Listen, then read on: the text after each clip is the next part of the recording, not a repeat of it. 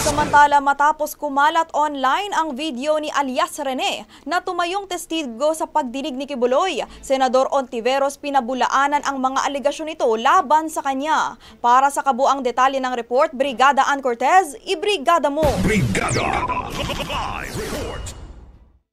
Binayaran po ako ni Senrisa Ontiveros para mag-testify laban kay PRRD, VP Sara at kay Pastor Apollo C. Kibuloy. Lahat ng sinabi ko at makasama ko doon na nag-witness sa Senado ay ginawa lamang ni Senrisa upang papagsakin si Pastor at ang buong kingdom at kunin ang kanilang mga ari-arian. Yan nga lang ang ilan sa mga detalyeng kinanta ni Michael Maurilio alias Rene sa video na kumalat online na ngayon ay nakakuha na ng kulang 500,000 views. Kwento ni Rene, napilitan siya magtestigo laban kina dating Pangulong Rodrigo Duterte, Vice President Sara Duterte at maging kay Kingdom of Jesus Christ leader Apollo Kibuloy dahil nga nangangailangan raw siya ng pera noong mga panahong iyon. Ang pag-appear ko sa Senate ay may reward na 500,000 na ibinigay nila sa akin at dagdag na 500,000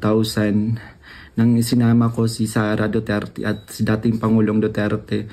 So 1 million po lahat ng binigay sa akin. Pinilit din akong idagdag yung pangalan ni Senador Bongo at Senador Bato de la Rosa sa affidavit kapalit ng mas malaking halaga ng pera. Matapos nga makarating sa kampo ni Ontiveros ang isyong ito, ay agad namang iginit na senadora na pawang kasinungalingan lang ang mga alegasyon laban sa kanya.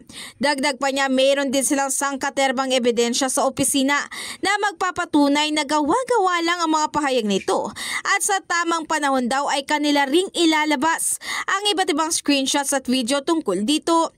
Hindi naman din inaalis ng senadora ang posibilidad na ginamit lang si Rene para guluhin ang criminal proceedings laban kay Kibuloy at bantaan ng kanyang mga staff at testigo nagsalita laban sa krimen na nasabing pastor.